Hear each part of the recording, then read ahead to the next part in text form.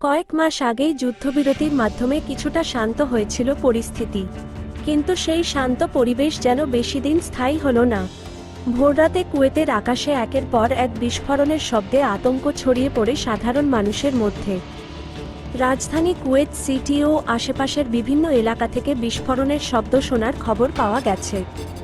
কুয়েতের সেনাবাহিনীর দাবি, দেশের আকাশসীমায় প্রবেশ করা একাধিক ক্ষেপণাস্ত্র ও ড্রোন সফলভাবে ধ্বংস করেছে তাদের বিমান প্রতিরক্ষা ব্যবস্থা।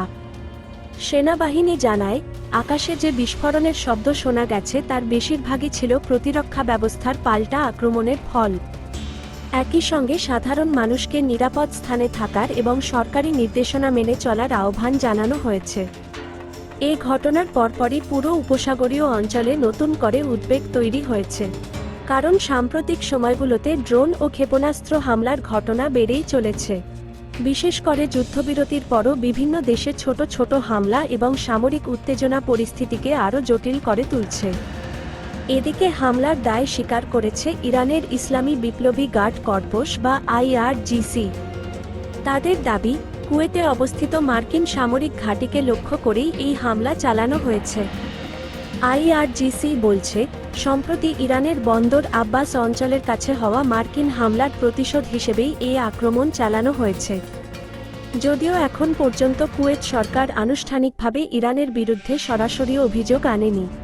একই সঙ্গে বড় ধরনের হতাহত কিংবা ভয়াবহ ক্ষয়ক্ষতির খবরও পাওয়া যায়নি।